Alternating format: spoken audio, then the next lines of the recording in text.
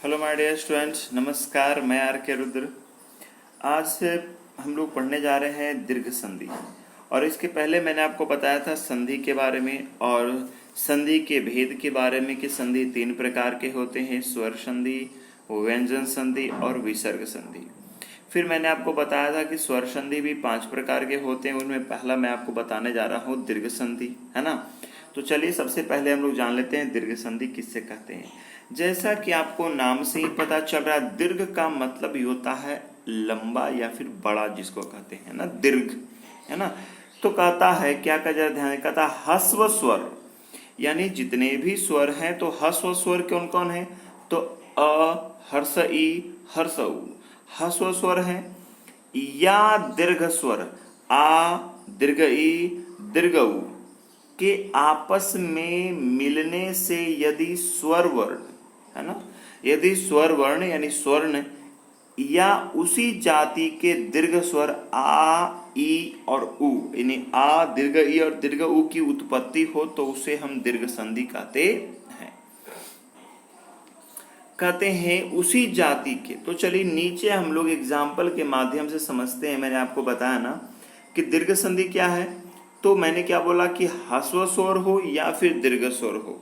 जब ह्रस्व स्वर और दीर्घ स्वर, जब आप ह्रस्व स्वर और ह्रस्व स्वर भी मिल सकते हैं, दीर्घ स्वर भी आपस में मिल सकते हैं, और उनके मिलने से स्वर वर्ण का उत्पन्न होना चाहिए, स्वर वर्ण उत्पन्न होना चाहिए। और या फिर दीर्घ संधि या फिर दीर्घ स्वर का ही उच्चारण मिलने से दीर्घ स्वर ही बनना चाहिए, जैसे आ बनना चाहिए, दीर्घ ई बनना चाहिए, दीर्घ उ बनना चाहिए। तो चलिए हम लोग यहाँ पे एग्जाम्पल के माध्यम से देखते हैं। सबसे पहले हम लोग यहाँ पे 2 वर्ण आप लोग को नजर आ रहा होगा। सबसे पहले मैं आपको ऊपर वाला समझाता हूँ कि यहाँ भी अ है और यहाँ भी आपको आ है। तो अ और आ के साथ संबंध बना के हमको क्या प्राप्त होता है, जरा जरा देख लेते हैं। जब अ और अ आपस में मिलेंगे तब आ का निर्माण होगा। किसका? आ का। तो चलिए जरा देखिए, आप इसको जरा समझिए। नहीं, अगर ये बात आपको समझ में नहीं आएगी ना तो फिर आपको दिक्कत होगी। बच्चे ध्यान दीजिएगा, क्या लिखा हुआ जरा समझिए। कहता है, बाबू ध्यान देंगे, भाव तो हमको भ से कोई मतलब ही नहीं है, हमको मतलब है व से। अर्थ तो हमको रथ से हमको मतलब है, जो अर्थ का अर्थ है ना, हमको उससे मतलब नहीं, हमको इस चीज से मतलब है। यानी इसमें स्वर होना चाहिए और इसमें स्वर होना चाहिए। तो इस व को अगर हम तोड़ेंगे, इस व को अगर हम तोड़ेंगे तो इसका सही पूर्ण रूप जो होगा आधा व प्लस अ नजर आता है। आधा व प्लस अ नजर आता है हमें इस व में। ओके, तब हम ये व तो आपका क्लियर हो गया। इस व के बाद में क्या आ गया? अ आ गया। तो वर्ण शब्द जो है ना, उसके लास्ट वर्ण को ध्यान देंगे जोड़ने के लिए। किसको देखेंगे? लास्ट वर्ण को ध्यान देंगे। अब यहाँ पे क्या है? अ है। तो इस अ के साथ में हमारा जब अ मिलेगा तो किसका अर्थ निकालेगा? तो हमारा जो अर्थ निकालेगा वो निकालेगा आपको आ का। किसका निकालेगा? आ का। तो भाव प्लस अर्थ, भाव प्लस अर्थ, मैं इसको मिटा दूं, ध्यान देंगे।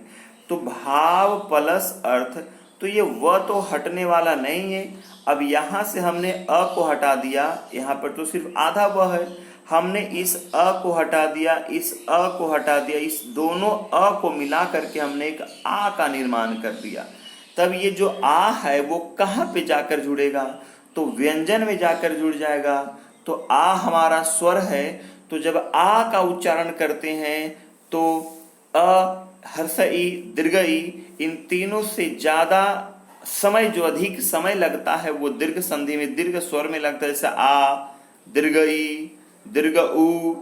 तो अधिक समय लगता है जिन वर्णों में, वो हमारा दीर्घ स्वर आ गया, दीर्घ संधि, दीर्घ स्वर या दीर्घ स्वर हो गया। तो क्या हो गया? आ। तो इस आ को हम इस आधा व के साथ में जोड़ देंगे तो क्या हो जाएगा? तब यहाँ पे इस तरह से भाव हट के इस तरह बन जाएगा भावा। अब यहाँ पे आधा र और थ है, आधा र और थ है, तो क्या हो जाएगा? भावार्थ। क्या हो जाएगा? भावार्थ। अब मैं इसको हटाता हूँ, क्लियर करता हूँ, है ना। ध्यान देंगे, जैसे हो गया भाव। अब वहां पे आया है बच्चे आ, तो हमने कर दिया आ फिर क्या बचा, अ तो यहाँ से हट गया, क्या बचा सर, आधा र और थ है। क्लियर। तो भाव प्लस आ प्लस है ना थ, तो यहाँ पे जब मिलाएंगे इस आकार की ध्वनि को तो किस में मिलाएंगे, व्यंजन में इसको मिला देंगे, तो हो जाएगा बच्चे भावार्थ। क्या होगा, भावार्थ। ये तो आप समझ गए होंगे बहुत ही आसानी से। अगर नहीं समझ में आया तो मुझे बताना, है ना, मैं आपको और भी क्लियर कर दूंगा। चलिए आगे देखते हैं।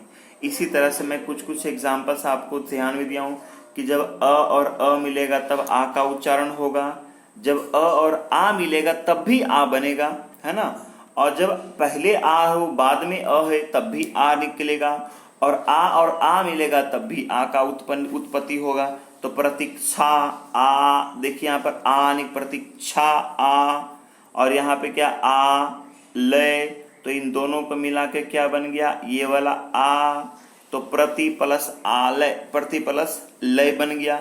अब यहाँ पे जो है प्रति प्लस छ है, तो लेकिन आधा छ बन गया है ना, आधा संयोगी छ बन गया, तो प्रतीक्ष प्लस लय है, तो ये छ में जब अ आएगा तो बनेगा छा, तो प्रतीक्षालय क्या बन जाएगा, प्रतीक्षालय।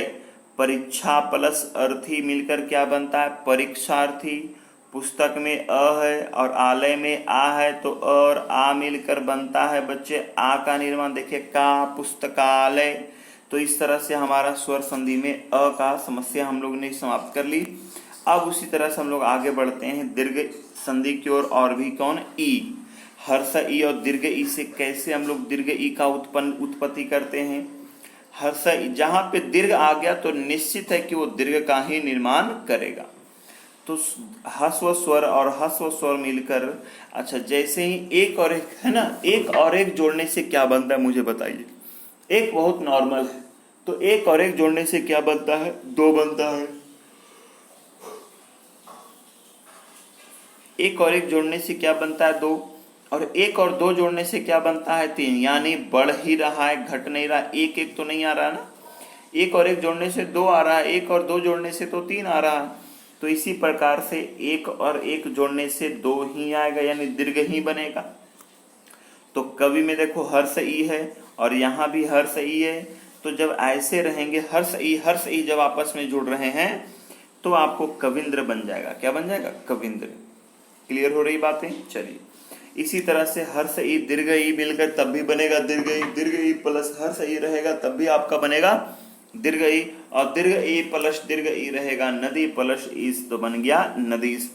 तो इसमें भी आपको कोई आपत्ति नहीं होनी चाहिए, क्योंकि है ही नहीं दिक्कत। तो आपको और भी आसान समझ में आ रहा ना कि बस कुछ नहीं, ई अ का अ के साथ जुड़ रहा है तो दीर्घ आ बनेगा, आ बन जाएगा। ई का ई के साथ जुड़ रहा है तो दीर्घ ई बनेगा। उ का उ के साथ जुड़ रहा है तो दीर्घ उ बनेगा। तो इसी तरह से आपका वो हो गया भानु प्लस उदय, भानु प्लस उदय तो बन गया भानुदय। अंबु प्लस उर्मी, अंबुर्मी। वधु प्लस उत्सव, वधुत्सव। भू प्लस ऊर्जा, भू ऊर्जा। तो इस तरह से आप लोगों को बस याद रखना है, ध्यान में रखना है, बस कुछ नहीं, एक दो बार अगर आप इस वीडियो को क्लियर से अच्छे से देख लेते हो तो आपको कोई दिक्कत नहीं होगी। Okay, bye bye, take care, स्वस्थ रहिए, खुश रहिए, हंसते रहिए, मुस्कुराते रहिए, और खुद का ख्याल रखिए, अपने माता पिता का भी ख्याल रखिए।